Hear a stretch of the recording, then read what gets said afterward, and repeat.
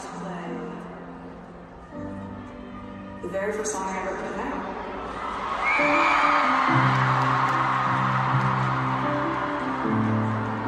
Welcome to the New York Times podcast. It's getting real oppy outside of music, news, and criticism.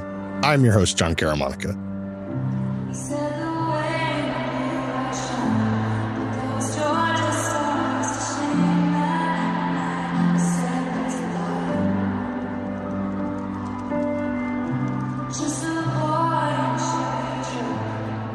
What's that in the background? It's Taylor Swift. It's opening night of the Eras Tour, playing Tim McGraw, her debut single from a lot of years ago.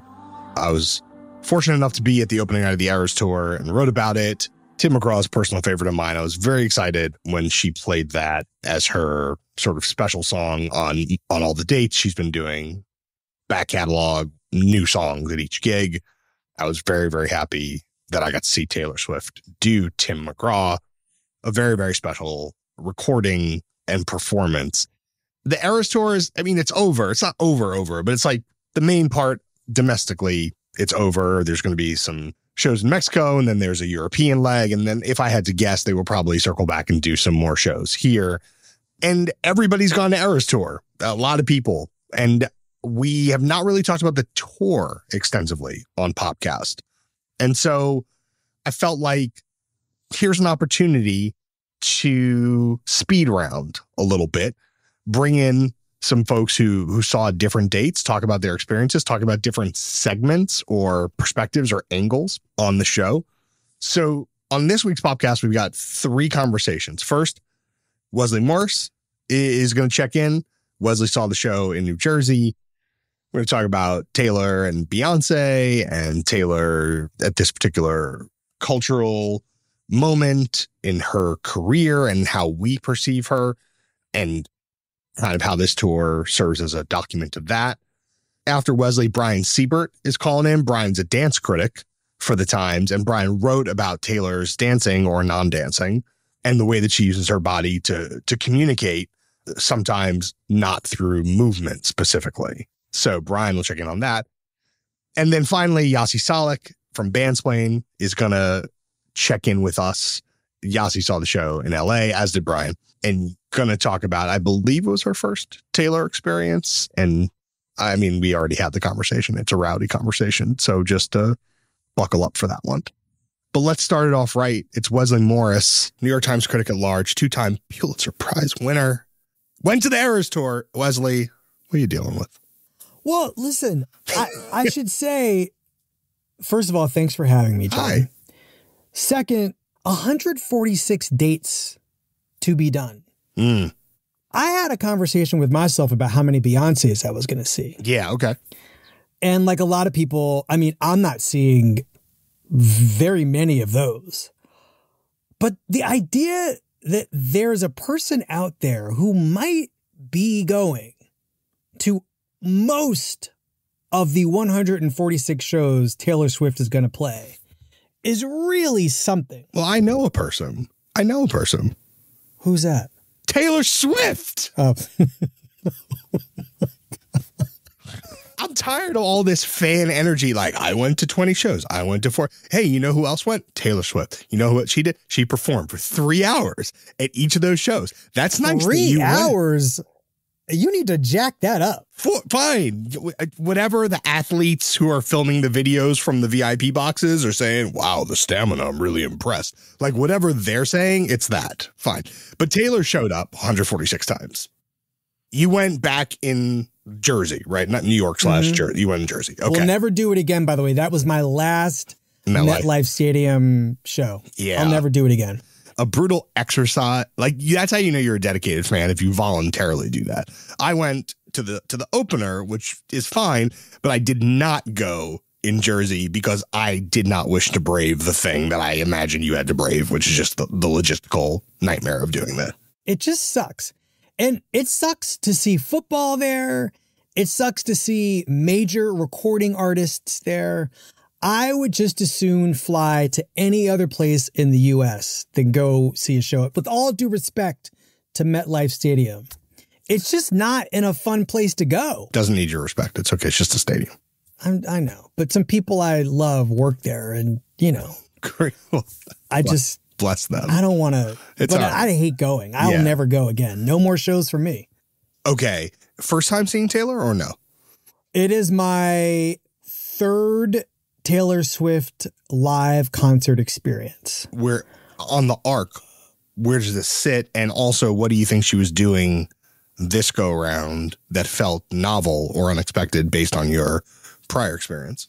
There's no comparison. This is far and away the best live Taylor Swift experience I've ever had. There's something kind of, this show is coming along at a really interesting moment for everything, right? For Taylor Swift, for like large scale live performance, for whatever we're thinking about, whatever we mean when we're talking about feminism, the sort of dismantling or challenging or sort of satirization of patriarchy. I don't know. I just was really moved by, and terrified, I should also say, by the display of power, the embodiment of power, but also the arsenal that these fans represent night after night, right? There are lots of people in the crowd like me who are just going to have a great time. Or, well, not even like, okay, everybody's there to have a great time. I'm not there to support anybody or anything. I just want to see a show, right? But Taylor Swift, we're calling these people fans, right? They're constituents. Even that's generous, to be honest. As someone who's been on the wrong side of them, it's a little bit more than that. Yeah, yeah. But let's come back to the extra musical aspects of what it's like to experience this live. Talk about the power. She can sing so much better than she could when I saw her. She's so much better now. Yeah. And I don't know how, it's funny because I am recently back from St. Louis and seeing Beyoncé. Yes. Like this happened days ago. And, the way that show is structured, Beyoncé comes out, as you know, and she sings like 6 ballads. Yes. And I should qualify this. I have yet to see the Renaissance tour. I'm hoping to go soon. I just have not been able to make the schedule work. I'm aware of, but I've followed it closely. I'm aware of the structure. Yeah. It's as good as it's better than you just. Yeah, I know. I'm sure it is. Yeah. But okay, she comes out, she does these 6 songs to open the show. Ballads, her voice, her singing is so good, so unassistedly good. So, she's the best phraser in, Tony Bennett just died. Of the people who can go out on like Cecile McLaurin-Savant, people I'm scared of when they start to sing a song, terrify me. Beyoncé is up there. She can do anything to a song now. And that is an exciting, exciting proposition. But the what it takes to go out there night after night and sound that precise, while also for Beyoncé sounding newly free, happy, like something has been lifted off her. This is something that I think comes, and we've talked a lot about, you and I on this show have talked before about what it means to be a 40-year-old pop star. But to be a 33-year-old pop star, 33, first of all, for a Christian, let's just talk about 33, right? And what it means to be in your 33rd year and to feel like there's something that you have to get off your chest and there's something weighing on you. To go out and sort of celebrate your career at 33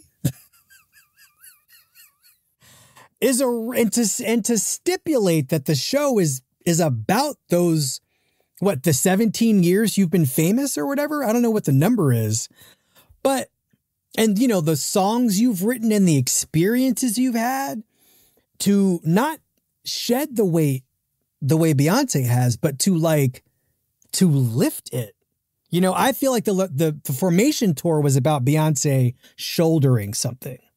And Taylor Swift is now, this is kind of her Formation tour. I know I feel like I'm committing a sort of blasphemy here for these Taylor Swift people, but like, I think you might be committing blasphemy for the Beyonce people, respectfully. Well, whoever. I'm sure that like, but the point is just like, John, there are two people left. Tina Turner is dead. Yeah, if, frankly, because right. I mean, in terms of like, this is an interesting, that's a great if. Because, you know, the show itself, Taylor sounds great. What you appreciate for several plus hours, because 3 hours, it ain't 3 hours. Okay, fair. Fair. Am I wrong? No, I think you're right. It did not feel like 3 hours. And I don't mean that as a slight. I mean, it was longer than 3 hours. What you appreciate is, even live, she is one of our great songwriters. Oh, of course. And the tradition that she comes from is very obvious, right? The James Taylor, Carly Simon, you know, her influence is Paul Simon, you know, her influences are, or her peers in that regard, maybe Elton John, you know, Lionel Richie, like those people, the thing that she's doing, she's committed to a spectacle that those people with all, I mean, Elton John, I guess is a different thing, but the presentation, I never think of her as like a visual, somebody I want to watch. Okay. This to me ties into an ongoing question that I've had with Taylor since Red, but like for sure since Reputation, which is my favorite Taylor album. I mean, it's an essential record that remains underloved despite me talking about it every 2 to 3 weeks on this show. I really should just do a full spin-off Reputation song by song show. If we were at the Ringer, we would have our own show, limited run, just dissecting the songs. Don't say that too loud because Bill will try to hire us to do it. Do just Reputation, not every album ever, every song on Reputation. That's the whole show. She didn't do enough Reputation in that part of the show either, correct. Frankly. But here, okay, so this is something that I feel like most of my Taylor thinking in the last, let's call it 7 or 8 years has been about, which is the nature of pop success and the stardom that goes with it that Taylor is naturally best at is not something that is scaled the way that the Eras Tour is scaled. And I think this is the fundamental tension that Reputation really got at, which is just like Taylor was like, actually, I can make a pop album that's like kind of just as pneumatic drill intensity as any of these other pop queens. I can do that. Yes. And I think the reason that record is not loved is because people are sort of like, that's kind of not what we want from you. That's that's not the Taylor that like the average 13-year-old, mostly girls, are signing up for. It's dark Taylor. But I mean, it's dark Taylor and it's dark Taylor. Yes. Boy, it sure is. And it is not a coincidence that what follows not that long after that is the Folklore Evermore duo. You know, COVID aside, something like that was coming, regardless of COVID, something like that. She pulled a Beck. Boy, did she. And, you know, sort of retreating to the light in all the ways. Yeah. So for me, watching these Taylor tours over the years, there's always been kind of like a slight awkward tension. There's a frisson between the thing that Taylor is, I think, purely great at and the demands of being famous at that level. And it's not, she couldn't pull an Ed Sheeran where it's just like, it's just me and my guitar. Yeah. Yeah. I'd be curious to see what that would look like, but like, well, it's in the show, right? In bits and pieces, but you know, to do it for a whole 3+ hours, I just don't think she's going to do that. I think she believes fundamentally the spectacle is what's expected of her. This is the first of the tours where I thought she landed on a visual idea and narrative that both protected the thing that she's good at, but was also scaled in a way to accommodate 60,000 people a night for 150 nights. I've seen big Taylor shows before that I thought were great, but I was always like, I don't know if Taylor herself is the most comfortable. Everybody's having a great time, but I'm not totally sure if this is the most comfortable setting for her.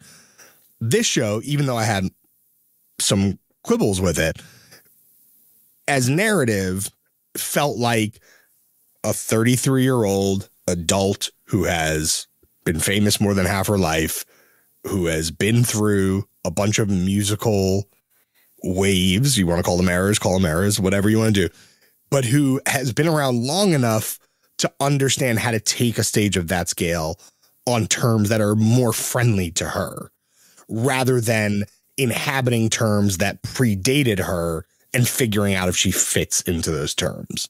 That's how this show felt to me in macro. I have a question for you. Well, now I want to talk about the music. Yeah, go still. ahead. I have all these sort of like extra musical things to think about, but like my favorite part of the show came early. The thing I love about it is that it wasn't chronological. So you didn't know which albums were going to come when. And I really loved that she started with Lover. It's one of my favorite Taylor Swift albums as a complete album. It's got 2 horrendous songs, but other than that, I really like it as an album. You're given the half and half hand sign, like you. It's fine. Yeah. But see, I think Midnight's is fine. Lover is good to very good. Midnight's is, it's okay. But the thing that I love about the structure of the show is it's not chronological. So the albums come whenever they come. I mean, she's built the show, I think, for energy. And I think that the high points of the show have everything to do with the wedding of songcraft to stagecraft.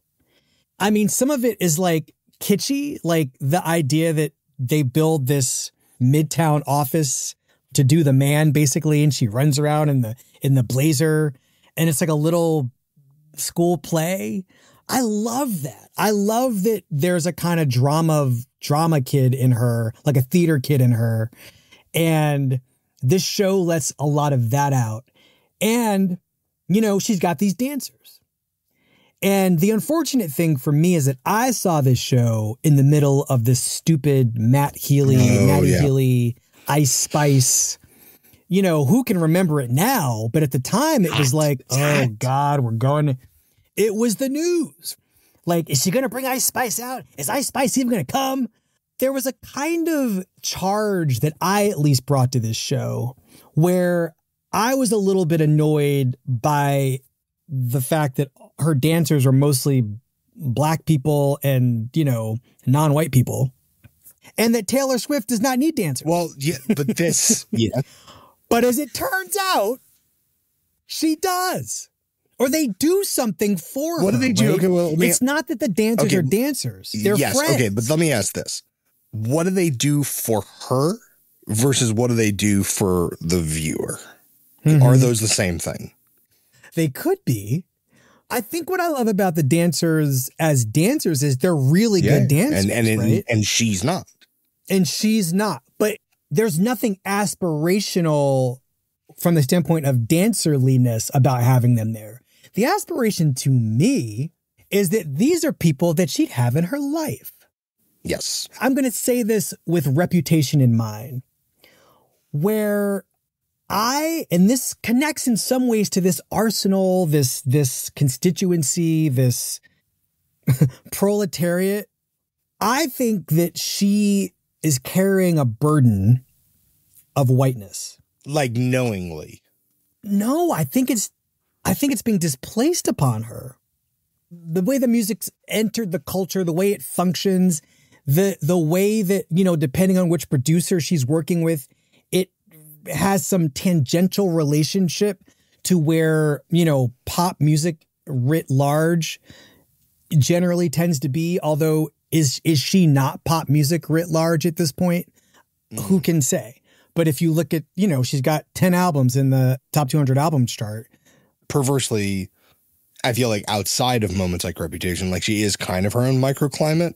It's just a huge microclimate, but I don't know if Olivia Rodrigo would, I mean, I don't know if she would beg to differ, but I think Taylor would be begging to differ about Olivia Right, Rodrigo. but I do think like there is something a little bit one of one-ish about the Olivia Taylor. I mean, it's a whole separate episode, Olivia Taylor. Yeah, sure, of course. Anyway, the pleasure for me of going to this show was being reminded that she is so much more complicated an artist than I'd previously been allowed to think she was. Seeing all of these songs happen in a matter of hours and seeing the temperature of the show itself change in, I would say, shrewd ways, like the ever more folklore sections, they kind of drooped a little bit, honestly. I don't know what drew her to which songs or why she picked the one she picked. I mean, she picked, a couple winners from both those albums, but not the ones that I thought would have played better under the circumstances of this production. As much as this is the Eras tour, it's also her first opportunity to tour any of this material or to even workshop. Even workshop any of this material. And so I think on some level, you just don't know until you hit the stage. And by the time you've assembled your bulletproof 3.5 hour set to go out and replicate 150 times, if you happen to have a lag in there, you're just not going to know. You're not going to know until you've tried it out 5 times. Are you going to see it again? Yeah, I would like to. It's seeing it through the eyes of having to write a review very quickly and so on and so forth. It's just a different sort of experience than allowing yourself to not take notes and really see it kind of almost more expansively instead of seeing it on this kind of like micro detail level. So yeah, I'd like to, but life's funny. Who knows? Because I actually would. I mean, I'd be willing to go to Europe and see what she would change. I would consider it. Let's sync GCals. Okay. Yeah, let's do that. Can I ask some other questions? Yes. Because there are some things that have happened during this show. I mean, every iteration of it, we're going to have it for like 18 months or something, right? And news comes out of these shows.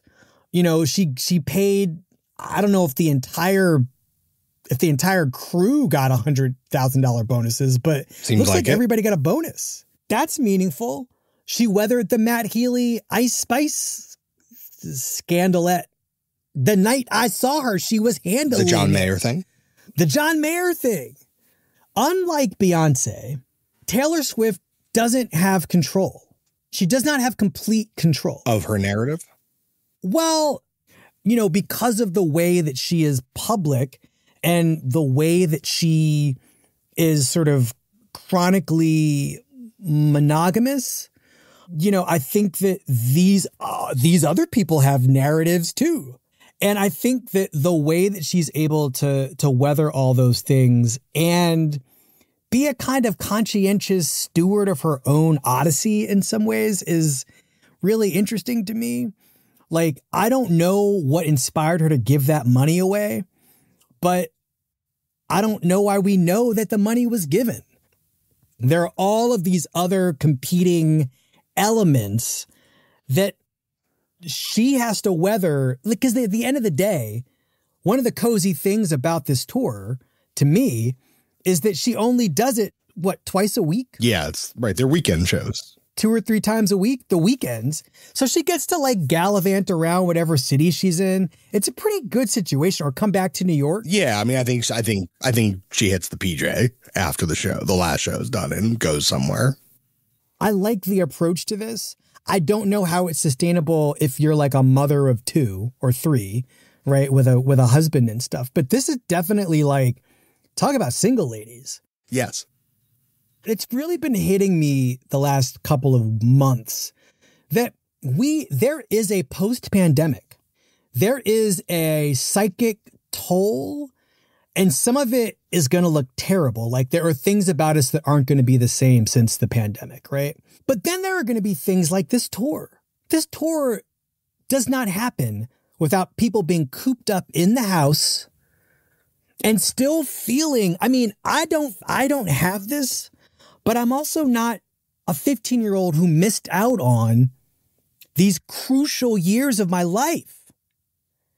And I just wonder whether or not there's some aspect of this tour that is just like, I am never going to be cooped up again. I don't even know what cooped up is for a person like Taylor Swift, but like there's something here that is like extra liberatory that's different from the way Beyoncé seems free. That's fascinating because I have had moments of thinking maybe it's a complementary thought to what you're saying, which is this might be it, which is not to say never tour again, of course, but that this may be I am doing it at such a high level, at such a degree of engagement, at such a moment of aggregated interest, personal, professional, musical, etc. This is it's my MVP season, unanimous vote MVP season. And then I never have to do this again at this level in this way. But what does it look like? What does the alternative look like? Maybe an incredible series of residencies. So it's not. That's what I love about this. I don't look. You didn't go to Vegas. I don't disagree. But I'm saying maybe it's a series of residencies. Maybe it's a handful of spot. Maybe it's not 150. Maybe it's 30. If Harry Styles can play the Garden 8 nights in a row, Taylor Swift can certainly play MetLife Stadium 8 nights in a row if she so chooses. God help her. And I think your point about being not a parent, you can do this. And if her personal life develops and changes, this may not be a choice that she would want to make. And not to say that you can't do all the things, but it's a lot. It's a lot of labor. I mean, Beyonce, Blue Ivy is part of the tour. That's from like literally part of the tour. Literally part of the tour. I think we might be thinking about eras the wrong way. Okay. This is a smart person. She knows what eras are. I don't think the eras are hers. I think the eras are ours. All the periods that we have lived through as she's been making music. Because we're not the same as we were, even in relation to her, now as we were 15 years ago. And I think this is a kind of like, to the extent that I'm willing to call this a kind of liberal political act, there is something kind of hopeful and optimistic in bringing all of these changed people together in one space. Okay. The night I went, it was mostly white women. I think after white women, the number 2 demographic group identifiable with your eyes was Asian women of all kinds. There were a handful of black people. That's one way to think about the response to her. But like among the people who went, they weren't all the same. And I think 15 years ago, we were just different people. And 15 years ago, Taylor Swift was somebody who got criticized for sounding terrible at the Grammys. Yep. We were there. Couldn't sing. This gawky teenage kid. Why is she out here? What is she the future of? We have changed. And I guess she's probably changed too. I don't know her. But she has certainly become a much more complicated musician while maintaining some real fundamental gift for the turn of like emotional phrase, intimacy phrasing, while also becoming a better singer. She and Lionel Richie are the hardest karaoke people who aren't rappers to me. Wow. They're just the most difficult people to do in karaoke. Interesting. The most difficult singer-songwriters. But I think this tour is as much about the people who claim to love her as it is about the different ways she's looked over the years. Because she's not Madonna. Do you know what I mean? Like, it just struck me as patently strange. If there are Taylor Swift eras, there's like 3. Right. If there's like 3. So that's an interesting way to kind of, I think, wrap it up and tie it together, which is to say you can sell the concept of an eras tour as being this kind of personal statement or manifesto or whatever. The shirts say that, yes, basically. But right, but it only works if the people who buy the tickets believe it. or like it echoes with them in some way. It only really works. And so maybe you're right. Maybe we are the eras. That's wild. You know, there are people going to this show who were way different people at the beginning of their fandom. Yes. Than they are now. I don't know which direction they went, you know, but they're probably different. They're adults in a lot of cases. They're parents in a lot of cases taking their kids. Yes. Adults, debatable. Wesley, what a blessing. Thanks for having me. What Taylor song should we go out with? The one she didn't do at the show that I was so bummed she didn't do. I Did Something Bad, which has that great chorus. I mean,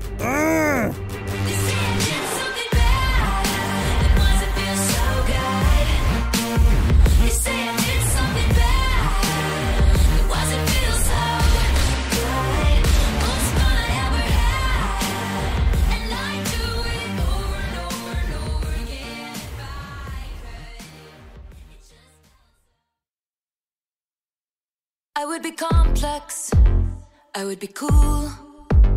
They'd say I played the field before I found someone to commit to.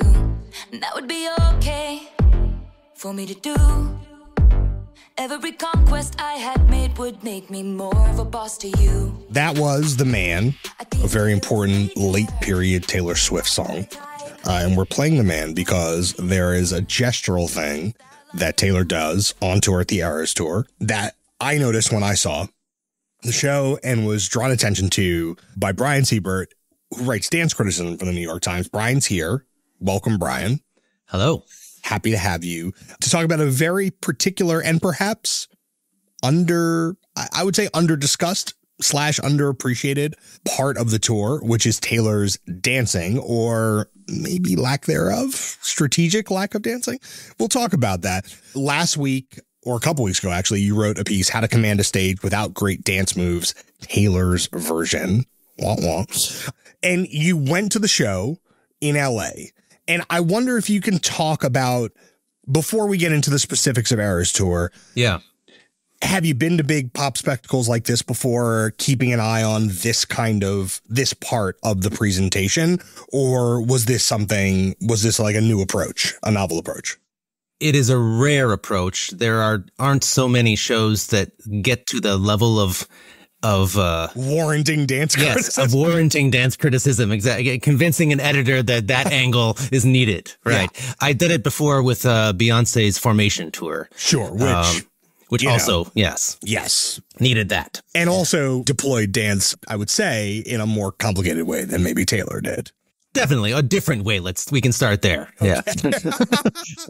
So tell me a little bit about your takeaways from seeing how Taylor deploys movement. Because obviously when we think of dance, you know, obviously we are thinking of dancing, but also we're thinking of body movement in space. Body movement and theatricality. How do you bodies in space and a huge space, right? Very huge. Small body, a normal sized human body against a stadium.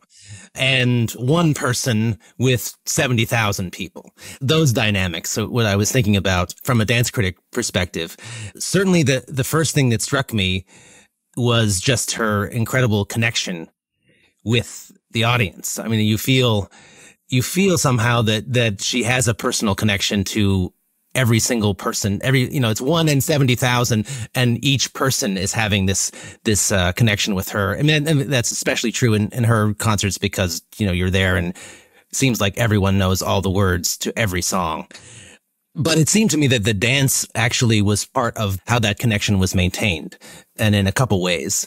One way was, and this is where I was afraid I was going to get attacked by the Swifties for a recurring theme on this episode. I'm just sure FYI. That she's not a great dancer. She is a singer who dances, and she chooses, because she has these different eras and different styles, to go into a pop style sometimes. And what comes with that is a certain kind of dancing with backup dancers. Yeah, I often think about this, not just for Taylor, but for a lot of singers who are thrust into the requirement of being a dancer because of the nature of the music that they are best at making.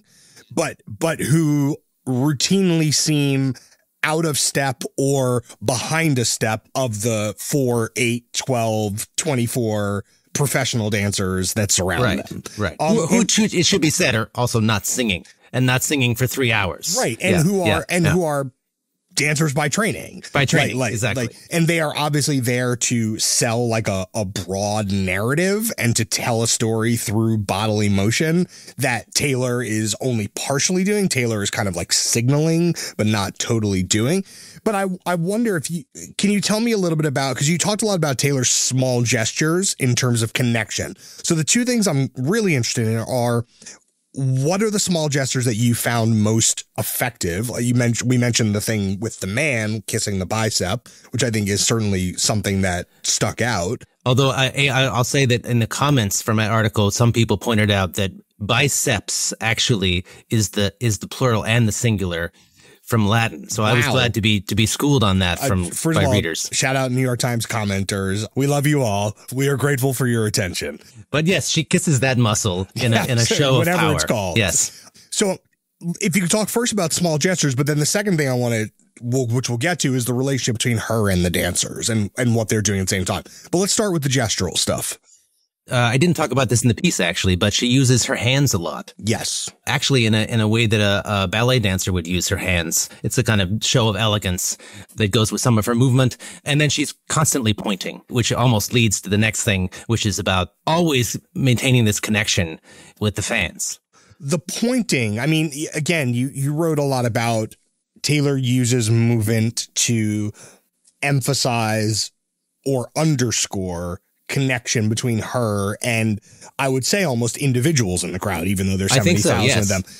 Can you talk to me about how such a small gesture can have that degree of impact? Obviously, there's big screens. And that helps a lot. I mean, the huge screens she's doing it. All the gestures are for the camera. Yeah. Simultaneously, I feel like she's thinking about the camera and thinking about how it's going to read, at the top of the stadium. It's kind of a magic. I mean, I don't know if I can say that it works. I don't know enough about how to do these things to tell you, how she pulls it off. But it does to you seem studied. I mean, obviously she's learning the choreography, but in those very precise, the small gestures, because I think it's easy to look at a small gesture and think, oh, it's offhand. It's casual. It's not part of a choreography. I don't think there's much casual in that show. That seems to be a very studied show, which it has to be able to do it every night. And that goes for the other aspects of her physicality. Yeah. Right. Because she's also not only a pop star, but she's also like the singer-songwriter.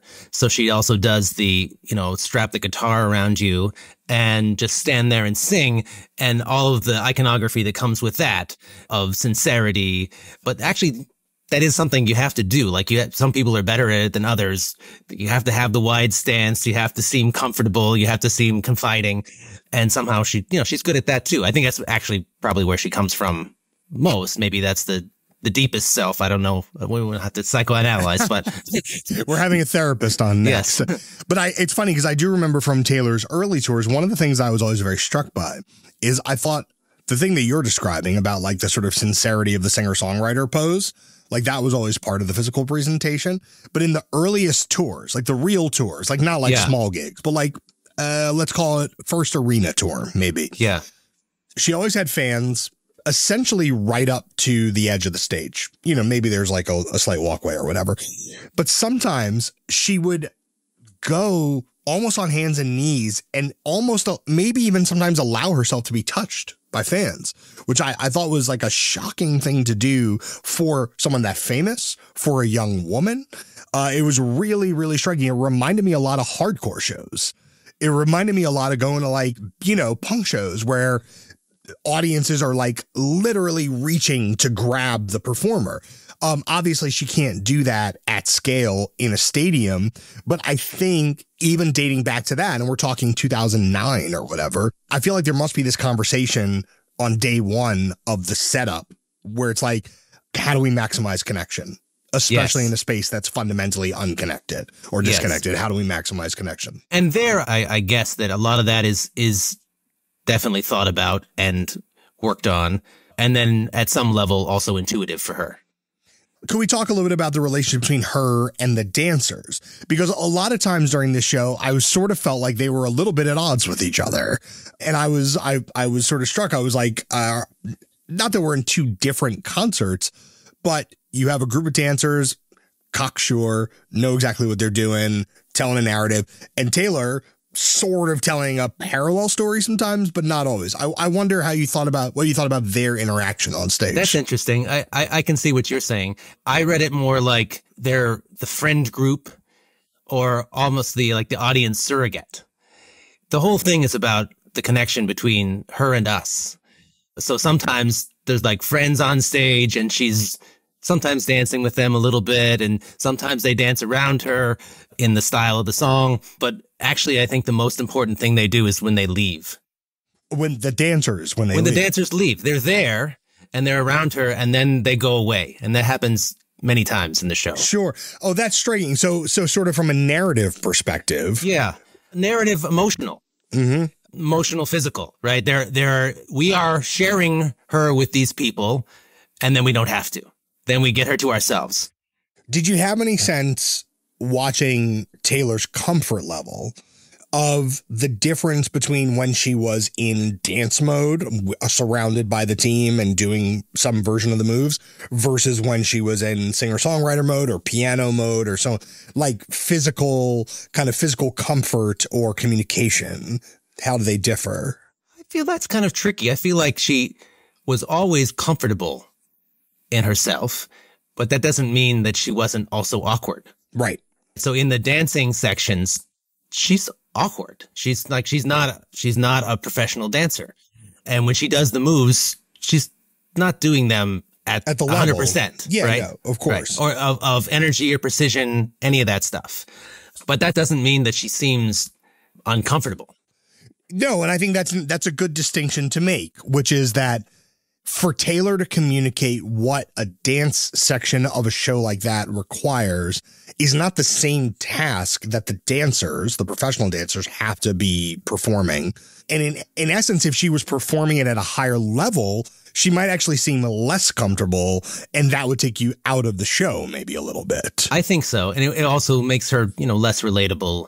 Yeah, talk about the relatability. You talk about that in the piece, yeah. There's a permission she gives. Over and over in the show, at least the one I was at, she's constantly talking to the fans and flattering them and thanking them and saying what it means that they know all the lyrics because she's had these feelings and they must have the feelings too. That's why they know the lyrics. Like that level of connection, I think when you see someone who's imperfect dancing, that helps that connection. Sure. It's not, there are other pop stars that are, gods and goddesses, and we love them for that. Right. I mean, this is the Beyonce question where watching Beyonce dance at the level that Beyonce can dance, you don't think you're going to be her. No, there's an implicit gap. And actually with the current Beyonce tour, one of the things that was coming out of the earliest shows was some Twitter chatter that she's not dancing at the level that she ordinarily dances, which in and of itself was like an entire news cycle or two.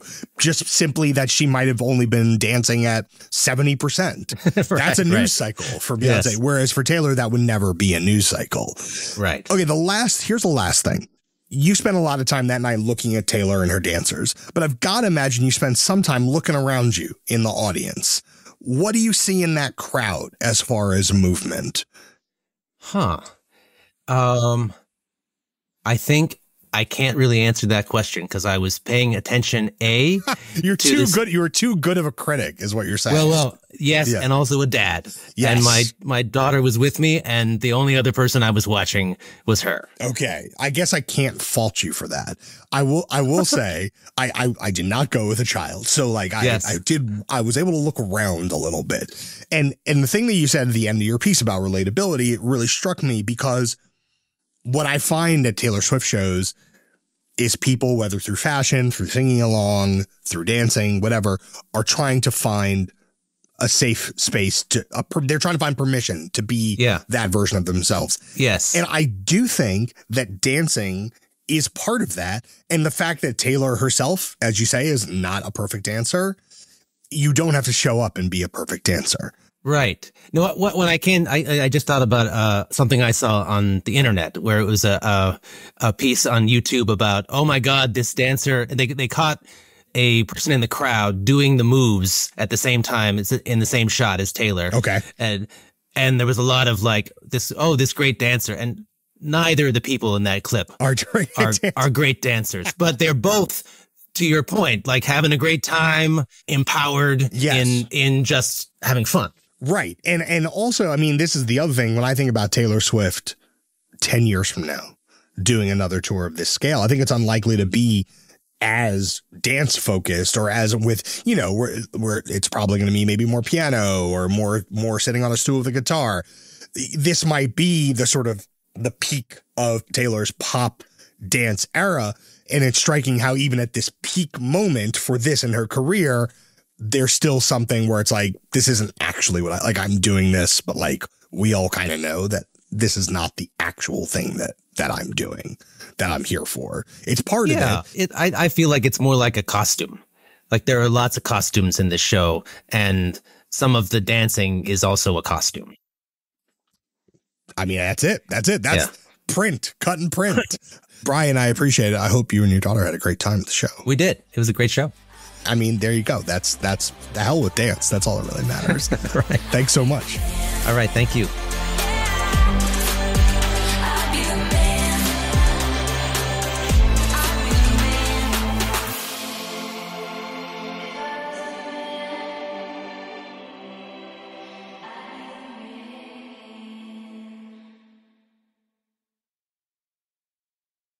We're back.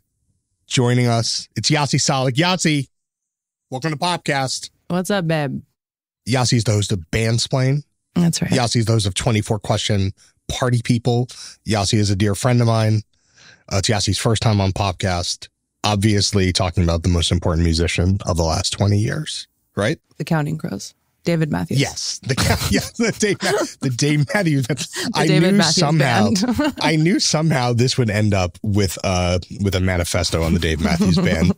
I regret to inform you that the Dave Matthews episode has been canceled, and today we'll be speaking about Eras Tour. Is that okay? All right. Okay. You picked up the bat phone. You were like, "Are you available immediately right now?" Right. To talk about Eras, and I was like, "You know what? Actually, yes, sir." Reporting for duty. That is how podcasting works for everybody who is concerned at home. That is quite literally how it works. Can you tell us, first off, where you saw the Eras Tour? Las Vegas, Nevada, the City of Light. I think that's Paris, actually. I don't know what they call Las Vegas. City of Sin. In the football stadium, yeah? Yes, where the Raiders play. Okay, that is a football team. Okay. Do you want to set the scene for us a little bit? Sure. I became extremely mentally ill after the first couple of shows, which I believe you weren't at the first one, and we won't bring up how you promised that you would take me to the first one, and then super conveniently when it came time, we're like, I don't remember saying that. I'm already taking someone. And I forgave you somehow, which is actually insane. Wow. So after I picked up the pieces of my broken life from really, that, real big papal energy that you're bringing. You're even wearing red. You're wearing red. That's You're right. wearing Pantherella red. That's correct. For this papal energy. It's time for you to atone for my sins. For your sins. Great. So my friend and dear friend and fellow podcast host, Nikki Takesh, and I just started being like, should we just go? Should we just go to Vegas? Should we just drive to Vegas? Let's look at tickets. And we just started like obsessively looking at tickets. And I think at that time, we weren't really aware what the scope was going to be of ticket prices. But we did y'all overpay? I think we actually got a really good deal, given what it ended up becoming as it went along. You know, I don't want to disclose how much we paid, but let's just say that it was a healthy amount. It was the most I've ever paid for one single concert experience. Is it more than you've ever paid for an item of clothing? No. Yeah, okay. See, that's not that much. Well, see, I just want to encourage us. Yeah, if you're like a normal person. I just want to encourage people to have perspective. That's all I'm saying. Look, the fact is an item of clothing lasts forever, so you could pay a lot of money for it. It's fine. I just want to encourage people. Not the clothing I saw at the Eras Tour. Anyways, no. Speaking of, so what'd you wear? I wore I wore whatever that you called an A shirt. Is that what we call them now in politically correct lingo? Do you know what I'm talking about? Like a men's ribbed white tank top that comes in a 3-pack. Yes. Braless with some Dickies and a bow in my hair, a little blue eyeshadow. I got a little festive. Sneakers, because there was going to be a lot of being on the feet. Of course. You'd seen Taylor before or no? No, I had never seen. That's part of the reason I really was like, I don't care, hell or high water, I got to go to this thing. And so pre-game, apart from the kind of general spectacle of like, this is a major important thing. Obviously, I read John's review, so I kind of understand what's going on. Like, apart from that, what was your expectation level at? Like, was it a sort of intense curiosity / itch, or was it, I need this particular musical experience? I need this particular musical experience because I've been really into Taylor. I'm going to out my age. I didn't get into it till late 20s, but that might have been around the time. I don't have the encyclopedic brain that you do, but I just had a clinical depression era, and I got deeply invested in Fearless, and I would listen to it all the time.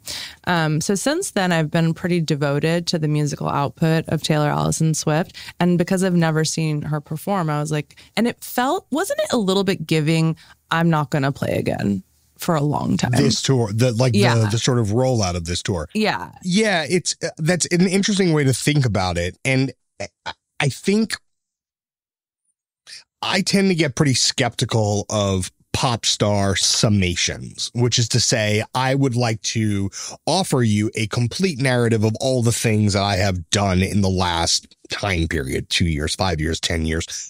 Because I have been to enough retirement concerts and things like that, final shows, band final tours. They don't stay gone, babe. They never stay gone. Right. So I'm inherently a little bit skeptical of it. So even though I agree that this did have a little bit of I'm putting a bow on this no pun, but this era, this stretch of time. I didn't think she was done forever. I thought she was going to, I thought her biological clock was ticking, babe. And at that time, don't forget, this was pre-Joe Alwyn breakup gate. Still in the picture. Still in the picture. For all we knew, it was blissful domesticity. And I was like, maybe this woman is done with your malarkey and she wants to go have a child. So you figured she's touring the world for 18 months, then she's off to focus on family. Maternity leave for a little while. Wow. I don't know that. I think if you are the president of Taylor Swift Enterprises, you probably can take maternity leave when you wish to take maternity leave. I don't know, my ass going to be 47 years old, go to the Taylor Swift concert? No. Literally speaking to a 47-year-old who went to the Taylor Swift, literally speaking. It's your job. It's your job. Yes, but nevertheless, it's all of our jobs is how I like to think about it. Okay. Anything during the show that you did not expect? Let me surprising. tell you them previous to the show. So we made the entire playlist, of course. We didn't have to. It's already on Spotify. I lied. We didn't make it. The Swifties took care of that. Great. And then on the way, we were discussing Secret Song. And I'm a bit psychic. You know this, right? Actually, even the other day, I woke up on whatever day it was of the LA shows in the morning. And I was like, man, Exile goes so hard. I was just thinking about Exile all morning, and I get a text from Nikki Takesh. Secret Song was Exile last night. Anyways, on the way over to Vegas in the drive, I was like, I really want the Secret Song to be a White Horse, and I feel like it is going to be. And it was. So you accepted, you willed that into being. I think so, yeah. I'm a big White Horse fan. I told you, I'm a Fearless girly. What do you make of, having never seen her before? Because I feel like maybe I take for granted some of the things that people routinely express shock about with Taylor Swift concerts. I feel like every time Taylor's on tour, you get some people, whether it's celebrities or writers, who just I didn't know she had the stamina and the force of will and the gusto. And I'm just bro, I've been here for 15 years. None of this is surprising to me. I mean, she's the biggest A+ student on the planet. I thought she didn't train probably for 6 years before this. She wasn't in the hyperbaric chamber making sure that she could do 3.5 hours of heavy cardio. That didn't surprise me at all. It would have surprised me if she was doing death drops or something. Yeah, you know what I well, mean? It would have surprised a lot of people, to be fair. I was impressed, but I wasn't surprised. I was like, yeah, she's going to do it perfect. She does everything perfect. Was there a part of the show that really stood out to you musically or performance-wise that you really were like, this is why I'm here. I'm here for this. I loved the like folklore mansion, or was it the Evermore mansion? That got me right in my gut. I cried multiple times during this 3-hour situation. Okay. So, and those albums, like, you find those albums meritorious. You already know that you and I disagree on our Taylor Swift albums, and I ride and die for Folklore and Evermore forever. They're incredible. Also Lover. The fact that she started with Lover. Wish you peace and healing for this. So the fact that I am peaceful and healed is why I love them. But yes, I was the Archer, babe. Goodbye. Extended outro. Dead. I died. Mm-hmm. What was the crowd? Talk to me a little bit about what was the energy in the crowd right around you? Like, you know, there's always going to be like 2 or 3 people who like stand out where you're just like, it was a real mix. To play. Yeah. In front of us was unfortunately clearly a wealthy person who had perhaps gotten free tickets through his work and brought his family, of which only the mother was interested in being there. The children were on their phones playing games the whole time. Wow. So that was a bummer. What age group we talking about? They were young. It was boys, and they were probably like 8 and like 6 or something. Okay. So it's they're not Swifties. You know what I mean? Yeah. So that was a bummer. There was definitely like a very amorous couple also next to them, like a young white, perhaps in their 20s. The man also knew all the words to the songs. And I was like, okay, go off. Great. And then around us was just the general standard issue Swiftie. You've seen, I know, any number of tours. This scale, there's not that many tours to compare it to, but I wonder if you think about it in the context of kind of like a long career / life of attending shows, how does this kind of play in regards to other similar things you've seen? I think it was a top 5 experience for me in a different way than maybe some of the other ones were, because I think she's probably the most important and biggest artist I've seen at her peak. You know what I mean? And to like, you were there, like when you really experience, you're like, this many songs, like this bitch has this many massive hits that like, and also just the collective absolute losing the mind of an entire stadium was so palpable. And it was just, it was something to behold. And actually, just to pick up on that thread, like thinking about Taylor at her peak, it's funny. If you had said to me, is Taylor at her peak right now? I might have said no. So don't think here's the thing. I don't think she's at her creative peak. And I don't think she's at her, technically speaking, her commercial peak. But there might be something about the nature of performance, maturity, growth, understanding your own history, relating your history to your current self, being able to manifest that in a visual performance, that she might be at her peak in that sense. I have been to every Taylor Swift tour. I've enjoyed all of them. To me, this might have been the tour that was the most narratively and emotionally robust from a storytelling perspective. And I feel like she's hit that in parts on prior tours, but a lot of times those tours have felt like really, really impressive recitations of recent hits. Whereas this felt like we wrote the whole damn book. And like, and that to me, being at a peak there might be distinct from being at those other peaks. I think that she's at her peak just simply by nature of God's plan, literally just fate. Because, okay, she has an insane long back catalog, 17 years, right? But she's only, 33? Yes. So you don't have the thing where you go see an iconic artist. You've done this, you know, when you're like, yeah, they're rinsed. I love seeing this, but you're rinsed, babe. Yeah, you're rinsed, you know? Yeah. And COVID made people unwell and then made them so excited, more than you ever would have been, to see a Taylor Swift concert. So there's that.